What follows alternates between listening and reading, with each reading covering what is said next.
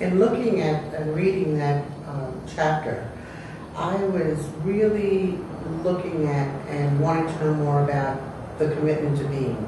You talk about that a lot. What does that mean? Well, the commitment to being is the whole idea of before somebody commits to doing and doing well for many, many years, there also has to be a responsibility for social workers, human service workers, and teachers that we commit to being well for ourselves in order to do. A lot of our training as professionals is the whole idea of what we do for others, and the idea that in order to do well for others, that we also have to be well for ourselves is something no one ever talks about. And as we've done this work over the years, it became clear to us that those who really have been able to stay the course and do this incredibly important work learn also that they have to find a way to be for themselves and to take care of themselves. Could you describe to me what are those things that they should do? What are some of the tools that they could do at work or, at home? What kinds of things can they do to be committed to being? Well, it's actually one of the things we talk a lot about is add in, don't add on, as much as possible. Right. Do it during the workday. Don't imagine taking on more. So many books come out and add people, say to people, add in this, do more. We say add it into the work, not onto the work. So if you drive to work, make sure you park a little further away.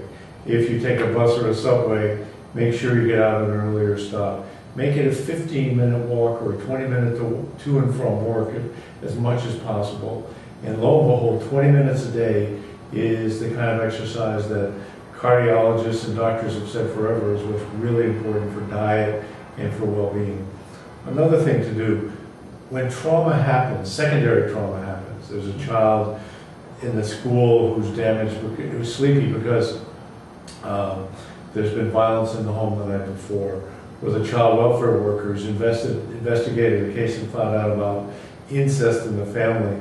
As they do that work and come back, they need to be given permission, and they need to take permission to take a time out, learn to meditate. Not anything fancy, not anything religious.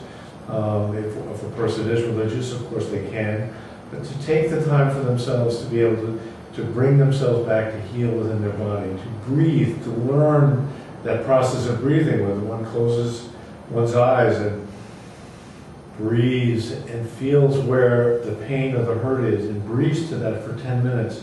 It's the kind of sacred commitment of being that one can do in one's day at work in order to be there for the people we care about so much. That's very good, Steve. Thank you. Well,